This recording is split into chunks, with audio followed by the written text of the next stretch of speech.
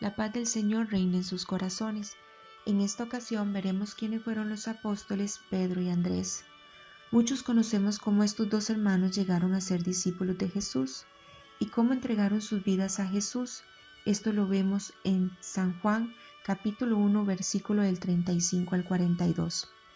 Pero ahora vamos a ver qué tareas tenían estos hermanos dentro de la iglesia, qué herencia nos dejaron, cómo era su relación antes y cuál fue su influencia hoy en día.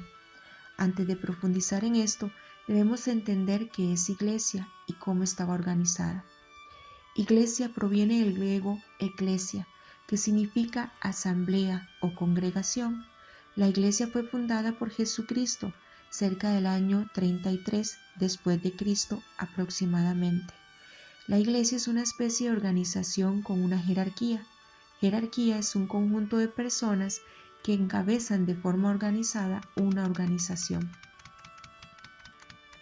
Y esta jerarquía es uno de los tesoros más maravillosos que tiene la iglesia. Y aquí es cuando empezamos a ver qué tarea tenía Andrés y Pedro dentro de la jerarquía de la iglesia. Empecemos sabiendo quién fue Pedro.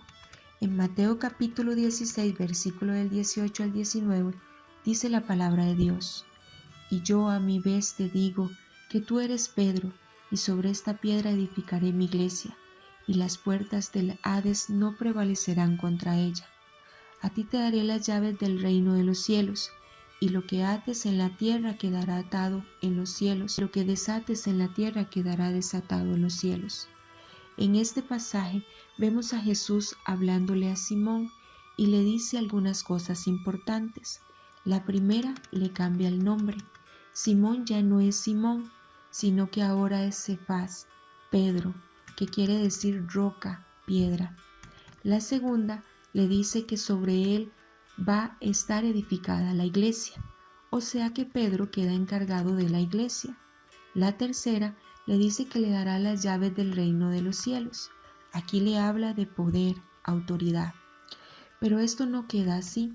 En Lucas capítulo 22, versículo del 31 al 32, Jesús le dice a Pedro: Simón, Simón, mira que Satanás ha solicitado el poder cribaros como trigo, pero yo he rogado por ti para que tu fe no desfallezca, y tú, cuando hayas vuelto, confirma a tus hermanos.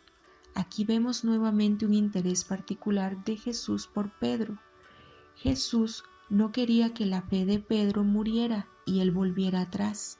Lo quería firme en la fe para poder cumplir su propósito en él. Y no solo eso, sino que ahora le encomienda otra misión, y es la de confirmar a sus hermanos, los demás apóstoles. Esta sentencia confiere a Pedro, en relación con los demás apóstoles, una función directiva en la fe. Ahora, aún más maravilloso es lo que leemos en Juan capítulo 21, versículo del 15 al 17. Después de haber comido, dice Jesús a Simón Pedro: Simón de Juan, ¿me amas más que estos? Le dice él: Sí, Señor, tú sabes que te quiero. Le dice Jesús: apacienta mis corderos. Vuelve a decirlo por segunda vez: Simón de Juan, ¿me amas? Le dice él: Sí, Señor, tú sabes que te quiero. Le dice Jesús: apacienta mis ovejas. Le dice por tercera vez: Simón de Juan, ¿me quieres? Se entristeció Pedro de que le preguntase por tercera vez: ¿me quieres? Y le dijo: Señor, tú lo sabes todo, tú sabes que te quiero. Le dice Jesús: apacienta mis ovejas. El puesto jerárquico que tenía Pedro dentro de la iglesia es más que claro. En estos pasajes bíblicos nos muestran cómo Jesús deja a la iglesia, incluyendo a los apóstoles, al cuidado de Pedro.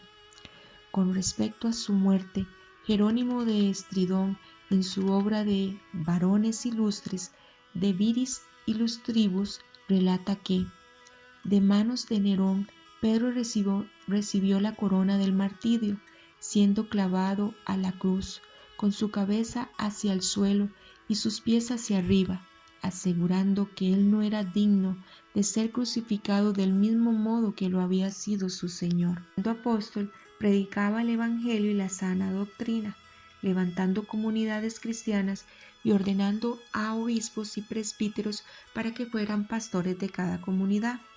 Andrés fue primeramente discípulo de Juan el Bautista, siguió después a Cristo y le presentó también a su hermano Pedro.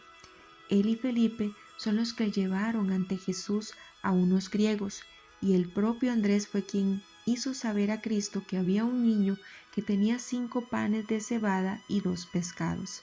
Según la Biblia, después de Pentecostés, predicó el Evangelio en muchas regiones. Una tradición muy antigua cuenta que el apóstol Andrés fue crucificado en Patras, capital de la provincia de Acaya, en Grecia, que lo amarraron en una cruz en forma de X y que allí estuvo padeciendo durante 3 días, los cuales aprovechó para predicar e instruir en la religión a todos los que se le acercaban. Dicen que cuando vio que le llevaban la cruz para martirizarlo, exclamó: «Yo te venero, oh cruz santa, que me recuerdas la cruz donde murió mi divino Maestro. Mucho había deseado imitarlo a él en este martirio. Dichosa la hora en que tú, al recibirme en tus brazos, me llevarás junto a mi Maestro en el cielo». La tradición coloca su martirio en el 30 de noviembre del año 63 bajo el imperio cruel de Nerón. La unidad fue su característica más ejemplar. A estos hombres no solo los unía el hecho de ser hermanos, sino que también los unía la misma fe, ya que ambos eran discípulos y servidores de Jesucristo. Ambos adoraban al mismo Dios, pertenecían a la misma y única Iglesia de Cristo, predicaban un solo evangelio y enseñaban una sola doctrina. La unidad era su característica más grande, la cual distinguía en cada comunidad que ellos establecieron. Compartían esta unidad de la fe y la hermandad. Andrés y Pedro murieron, partieron a la casa del Padre, y los que se encargaron de mantener esta unidad y de mantener viva esta hermandad fueron sus sucesores. El obispo de Roma, el Papa, sería el sucesor de Pedro. El sucesor de Pedro no solo tendría que ser obispo de Roma, ya que fue donde murió Pedro, sino que también sería su sucesor como pastor general de la Iglesia católica. Y el patriarca, una especie de obispo de Constantinopla, sería el sucesor de Andrés, que es la cabeza de la Iglesia ortodoxa. Por muchos años los sucesores de Andrés y Pedro conservaban la unidad, pero lamentablemente esta unidad que los caracterizaba un día se terminó. Este hecho es conocido como el Gran Cisma del Oriente y Occidente, que ocurre el 16 de julio del año 1054. La Iglesia Católica Apostólica Ortodoxa, que fue representada por Andrés, se separa de la Iglesia Católica Apostólica Romana, representada por Pedro. Es lamentable ver cómo esta hermandad que unía a Andrés y a Pedro hoy está disuelta. Oremos como Jesús para que la reconciliación sea posible y nuevamente junto a nuestros hermanos ortodoxos podamos ser parte de una sola iglesia, para que todos sean uno, como tú, Padre, en mí y yo en ti, que ellos también sean uno en nosotros, para que el mundo crea que tú me has enviado. Eso lo vemos en la cita bíblica San Juan 17:21.